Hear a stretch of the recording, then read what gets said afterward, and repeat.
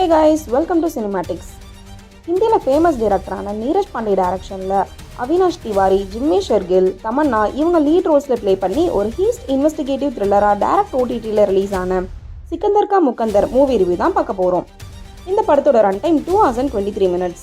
மூவியோட story synopsis பார்ப்போம் வாங்க. 2009 மும்பையில் ஒரு ஜுவல்லரி எக்ஸிபிஷன் நடக்குது.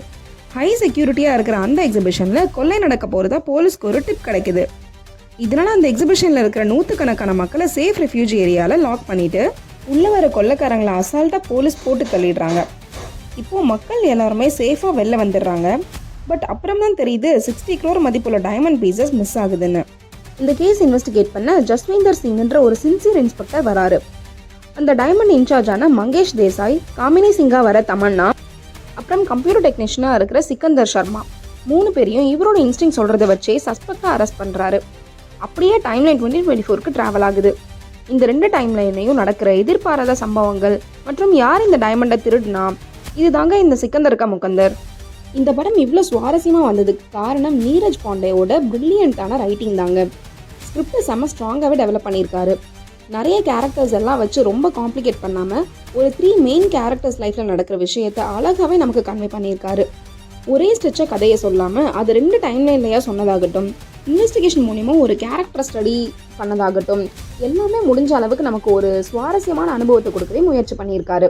ஸ்கிரிப்டில் உள்ளதை இவர் எக்ஸிக்யூட் பண்ண விதமும் சூப்பர்னே சொல்லலாம். 3 மெயின் கேரக்டர் சுற்றி தான் படம் ரிவால்வ் ஆகுறதால சஸ்பெக்டாக வர அவினாஷ் அண்ட் தமன்னா, இன்ஸ்பெக்டராக வர ஜிம்மின்னு இவங்க 3 பேரும் தங்களோட ஆக்டிங்கை பிரமாதமாகவே வெளிப்படுத்தியிருக்காங்க.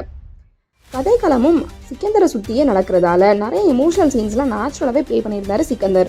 மியூசிக் டைரக்டர் பாயல் தேவ் த்ரில்லிங் எக்ஸ்பீரியன்ஸ் கொடுக்கக்கூடிய பிஜிஎம்ஐயே இதுக்கு போட்டிருக்காருங்க. இவர் மியூசிக்னாலேயே சீன்ஸ்லாம் நமக்கு ரொம்ப எங்கேஜிங்காக இருந்துச்சு.